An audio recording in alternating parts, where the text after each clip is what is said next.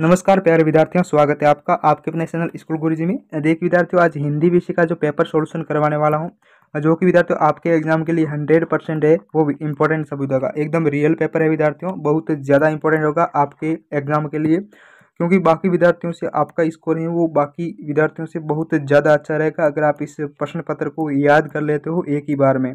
आपको सभी प्रश्नों के उत्तर बताऊँगा, पूरा का पूरा मैं सोल्यूशन करवाने वाला हूँ। एकदम रियल तरीके से ये पेपर है। देखिए इसी तरीके से आपका हूबहू पेपर होने वाला है आपके एग्जाम के लिए, ठीक है। इसी तरीके से आपका पेपर आएगा। शुरू करते हैं बिना टाइम वेस्ट किए। उससे पहले अगर चैनल पर नए हो तो चैनल को आप ज़रूर सब्सक्राइब कीजिएगा। आपसे एक रिक्वेस्ट यही रहेगी, ठीक है। वीडियो को अंत तक देख लीजिएगा। और जो बाकी सब्जेक्ट के पेपर है ना, वो भी मैंने अपलोड कर रखे हैं विथ सॉल्यूशन, सभी प्रश्नों के उत्तर भी साथ में हैं, तो वो भी देख लीजिएगा, ठीक है। सभी प्रश्न पत्र देख लेने हैं और सभी पूरे देखने, पूरे याद करने हैं। अगर इग्नोर करोगे तो नुकसान आपका ही होगा, ठीक है। मेरा काम है आपको बताना किस तरीके से कौन कौन से प्रश्न आपके एग्जाम में आएंगे, जिससे क्या है कि आपका कम तैयारी से कम टाइम से एक बेहतर स्कोर बने बाकी विद्यार्थियों से। शुरू करते हैं बिना टाइम के वेस्ट किए। सबसे पहला ऑब्जेक्टिव टाइप के जो प्रश्न आएंगे उसमें किस तरीके से आपका प्रश्न पूछा जाएगा कि बदलू किसकी चूड़ियाँ बनाता था। बदलू है वो किसकी चूड़ियाँ बनाता था, बहुत सिंपल सी बात है। तो इसमें लाख की चूड़ियाँ बनाता था। दूसरा है बस की यात्रा पाठ के लेखक कौन है, तो ये हरिशंकर परसाई जी हैं। तीसरा है भगवान के डाकिए किसे कहा गया है, तो पक्षी और बादलों को भगवान के डाकिए कहा गया है। और दीवाने किनको तोड़कर प्रस्थान करते हैं, तो ये बंधनों को तोड़कर प्रस्थान करते हैं। तो चार जो प्रश्न आएंगे ना, आप देख लेना का यही पेपर होने वाला है। चार जो प्रश्न आएंगे वो ऑब्जेक्टिव टाइप के आएंगे।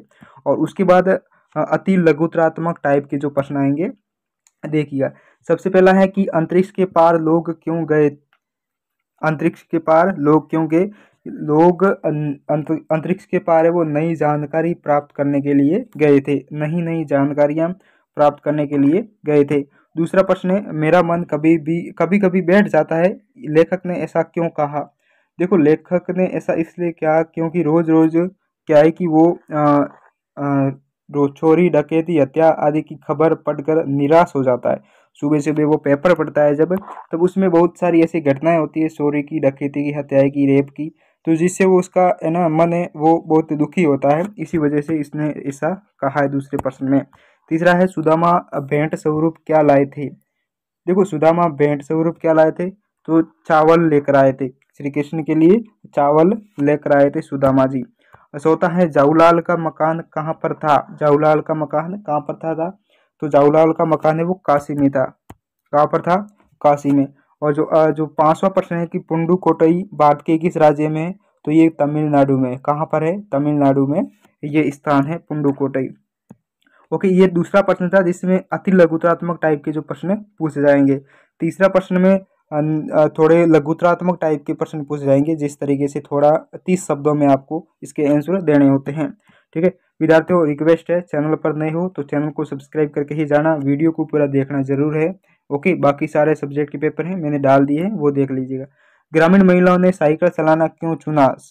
सबसे पहला प्रश्न है इसमें, ग्रामीण महिलाओं ने साइकिल चलाना क्यों चुना। तो इसमें क्या है कि वो अपनी स्वाधीनता और गतिशीलता की अभिव्यक्ति के लिए उन्होंने ये साइकिल चलाना चुना है। क्या स्वाधीनता और गतिशीलता की अभिव्यक्ति करना चाहती थी, इस वजह से। दूसरा प्रश्न है मीरा किसकी भक्त थी, तो मीरा है वो श्री कृष्ण जी की भक्त थी। श्री कृष्ण के पास से लौटते समय सुदामा दुखी क्यों थे। श्री कृष्ण से लौटते समय सुदामा दुखी क्यों थे। तो देखिए जब श्री कृष्ण से मिलने गए थे सुदामा जी, तो उन्हें एक बहुत आशा थी कि श्री कृष्ण उनकी मदद करेंगे, ठीक है। जब वो लौटे वापस, तो क्या हुआ कि श्री कृष्ण ने उनको कोई मदद नहीं की, उनका कोई मदद नहीं की, जिससे वो दुखी हुए थे। ओके, लेकिन बाद में जब घर गए तब उसे पता चला कि उन्होंने बहुत ज़्यादा मदद की थी। उसके बाद लेखक के मन में बस को देखकर श्रद्धा क्यों उमड़ पड़ी, ठीक है। तो देखो लेखक के देखो बस है वो बहुत जर्जर थी, क्या थी, बहुत जर्जर थी और बहुत बेहद दयनीय हालत में थी बस, इस वजह से उनके मन में एक श्रद्धा उमड़ पड़ी। वीरों के हृदय में किसका बोझ है और क्यों। देखो वीरों के हृदय में असफलता का बोझ है, असफलता का बोझ है वीरों के हृदय में, क्योंकि इतना परिश्रम करने के बाद भी वे देश को स्वतंत्र नहीं करा पाए। इसी वजह से उनके हृदय में क्या है, एक बोझ है। ओके, उसके बाद 14% देखिए इसमें क्या पूछा है कि निम्न के पर्यायवाची शब्द लिखने हैं। दो दो पर्यायवाची, ज़्यादा नहीं लिखना, जितना पूछा है उतने ही पर्यायवाची शब्द लिखने हैं, दो दो पर्यायवाची लिखने हैं। जैसे दिन की बात करेंगे, दिन का क्या हो जाएगा, दिवस और रोज। बादल का जलद मेघ, अमृत का सुधा सोम, और चांद का हो जाएगा चंद्रमा सुधाकर। इस तरीके से आपको लिखने हैं। आप बहुत आसान है, ये प्रश्न बहुत आसान आएंगे। ये मत सोचना कि पेपर कठिन आएगा, बहुत आसान आने वाला है। जिस तरीके से आप सोचते हैं उनसे विपरीत ही आएगा, मतलब बहुत आसान आएगा। जिस तरीके से मैं बता रहा हूँ ना, बस हूबहू आप इसे तैयार कर लीजिएगा, आपका स्कोर बेहतर रहेगा। इसकी पीडीएफ आप डाउनलोड कर सकते हैं हमारे टेलीग्राम चैनल से, जिसका लिंक इस वीडियो के डिस्क्रिप्शन में दे रखा है। इसकी पीडीएफ भी आप वहाँ से डाउनलोड कर सकते हैं। तो सबसे पहले चैनल को ज्वाइन करना है, टेलीग्राम चैनल को। 5वां है निम्नलिखित मुहावरों के अर्थ लिखने हैं। जैसे हक्का बक्का होना, तो इसका अर्थ हो गया आश्चर्यचकित होना। क्या होना, आश्चर्यचकित। मन मोह लेना, मतलब आकर्षित करना। क्या करना, आकर्षित करना। 6वां प्रश्न है निम्न पद्यांश की सप्रसंग व्याख्या करनी है कोई एक।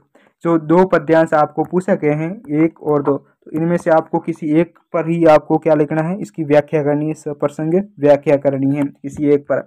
या तो आप इसकी कर सकते हो, बहुत आसान है, स्क्रीनशॉट आप ले लेना इसका। नहीं तो आप इसको पीडीएफ आप इसकी डाउनलोड कर लेना टेलीग्राम चैनल से, जिसका लिंक डिस्क्रिप्शन में दे रखा है। तो वहाँ से आपको इसको करना है। उसके बाद आपको अपनी तरफ से किताब में आपको इसका जो सप्रसंग व्याख्या है वो मिल जाएगी। 7वां में है, इसके बहुत आसान आएगा 7वां प्रश्न। इसमें सिर्फ आपको गद्यांश को पढ़कर प्रश्नों के उत्तर देने हैं और कुछ नहीं। गद्यांश को पढ़ना है, फिर वो प्रश्नों के उत्तर देने हैं। तो बहुत आसान है, आपने 7वीं 6ठी क्लास में भी पढ़ा हुआ गद्यांश, जिससे प्रश्नों के उत्तर दिए। आपको क्या करना है, जैसे ये प्रश्न, ये जो गद्यांश है, ठीक है, इसको आपको पढ़ोगे तब आपको पता चलेगा प्रश्नों के उत्तर किस तरीके से। पहला प्रश्न है कि उपयुक्त गद्यांश का उचित शीर्षक लिखिए।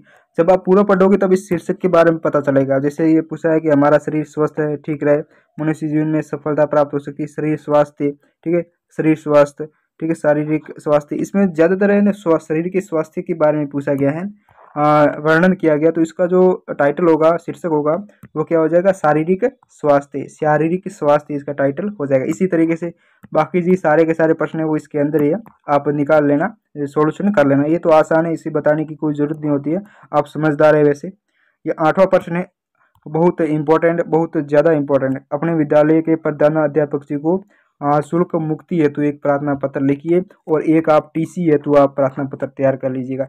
एक ये शुल्क मुक्ति हेतु और एक टीसी हेतु। 100% पूछा जाएगा अथवा में, दोनों ही पूछ जाएंगे, और दोनों अथवा में पूछ जाएंगे, दोनों में से किसी एक पर आपको करना होता है। तो दोनों तैयार करना है, टीसी हेतु और एक शुल्क मुक्ति हेतु आपको प्रार्थना पत्र तैयार करना। उसके बाद है विशेषण की परिभाषा लिखी। विशेषण की आपको क्या लिखनी है, परिभाषा लिखनी है। संज्ञा और सर्वनाम की विशेषता बताने वाले शब्दों को विशेषण कहते हैं। जैसे आप देखिए, जैसे प्रश्न पूछा क्या आ जाएगी, कोई भी जिसकी विशेषता बता रहे उदाहरण भी आप इसके साथ लिख सकते हो। जैसे ये आम मीठे हैं, तो मीठा है, तो जो ये आम की क्या बता रहे हैं, विशेषता बता रहे हैं। उसके बाद 10 है 10वां प्रश्न है कहानी लेखन कीजिए। आपको क्या लिखना, किसी एक पर कहानी लिखनी है, किसी एक पर, यानी तीनों में से कोई एक पर आपको एक कहानी बढ़िया तरीके से लिख देना है। ये 3 नंबर का ये प्रश्न आपका होने वाला। एक वचन और बहुवचन किसे कहते हैं, उदाहरण से बताना है। तो एक वचन मतलब एक ही वस्तु का बोध हो, जिसमें क्या हो, एक ही वस्तु का बोध होना, उसे एक वचन कहते हैं। और एक या दो से अधिक वस्तुओं का बोध होना, उसे बहुवचन कहते हैं। बहुत आसान सी बात है, ठीक है। जैसा इसका बात करेंगे एक वचन में, जैसे लड़का, लड़का क्या है, एक है, ठीक है, ये एक वचन है। तो इसमें लड़के क्या हो जाएगा, बहुवचन है, बहुत सारे लड़के हैं, ठीक है, 2 से अधिक। उसके बाद जो 12वां है और अंतिम जो प्रश्न है, ये निबंध लेखन होता है। इसमें आपको किसी एक पर आपको निबंध लिखना है, ठीक है, चारों में से किसी एक पर आपको निबंध लिखना है। ये आपका हिंदी विषय का पेपर था, जो कि मैंने एकदम रियल तरीके से, रियल पेपर है आपका, और हूबहू आपके एग्जाम में यही पूछा जाएगा, जो कि मैंने पूरे आंसर भी बता दिए, पूरा प्रश्न पत्र भी बता दिया। उम्मीद करता हूँ कि आपने इस वीडियो को लास्ट तक देखा है। चैनल पर नहीं हो तो चैनल को आप जरूर सब्सक्राइब कीजिए। बाकी सारे सब्जेक्ट के पेपर देखने हैं, विथ सॉल्यूशन अपलोड कर रखे हैं, प्लेलिस्ट बना रखी है, इसी चैनल पर देख लीजिएगा। ओके, मिलते हैं अगले वीडियो में, तब तक आप बने रहिए हमारे चैनल पर। जय हिंद, वंदे मातरम।